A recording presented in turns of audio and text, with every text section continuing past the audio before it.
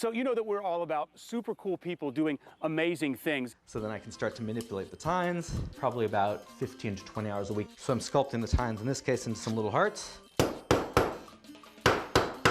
You see something like this in a neighborhood and you're like, what is going on here? I'm going to introduce you to Doug Heifetz. He is the Rabbi Silversmith of Silver Spring. Eventually shape the whole thing into a cuff bracelet, like the one I'm wearing, which is linked hearts. This is your mobile boutique here in your driveway. Tell me about your business, Lost and Forged. My goal is to celebrate surprising transformations and to make upcycling irresistible. You do that with metal. Yes, so I make all kinds of jewelry, decor pieces, little sculpture, mostly using antique silverware. Old forks, spoons, butter knives, and then also some other old reclaimed metal objects like salvaged fender trim. Like I made this bracelet from a piece of salvaged fender trim from an old Harley Davidson motorcycle. So you're into bending spoons. You were not in the Matrix. Let's go ahead and open this up and have a look inside. All right. Could you give us some of your favorite examples of some of the work you wanted us to see? Sure. So this used to be a whole dinner fork until I transformed it into this candlestick. And this little cuff bracelet used to be a sterling silver salad fork.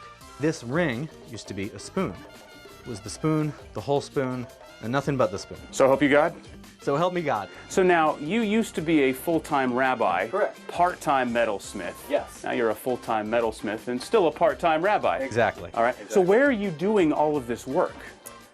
My workshop is in my home. You want to check it out? Yeah, could you show us? Of course. That'd be great. All right, so this is where you're spending the majority of your time. This is the workshop. How long have you had this workshop? How long have you been doing this sort of work? I've been making things for 6 or 7 years.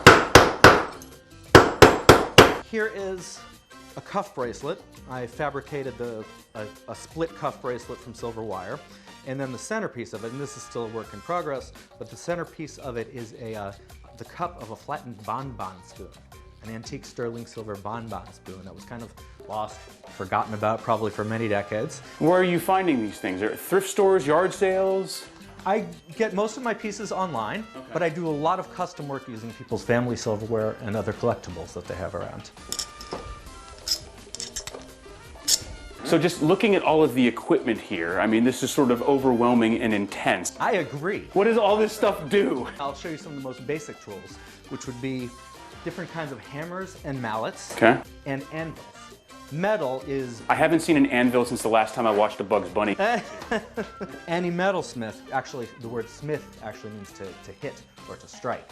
So a metalsmith or a silversmith is somebody who hits metal. Okay, so beware of anyone named Smith is what you're telling us. Right. So these are the handles of very small, they were the handles of very small sterling silver spoons.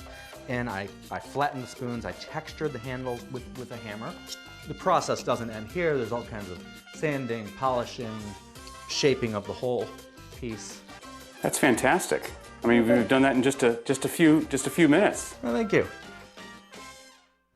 That is so cool. Shout out to Doug Heifetz. It's kind of like when we were little, we were kids, and you would just take anything and just make it into an art project. Only like if we actually like kept doing it and like actually developed skills like Doug Heifetz did. Shout out to you, man. Of course, we'll have, if you like any of the stuff we'll have all the links, of course, in Adam Longo's web story, and we'll put it out on social media as well.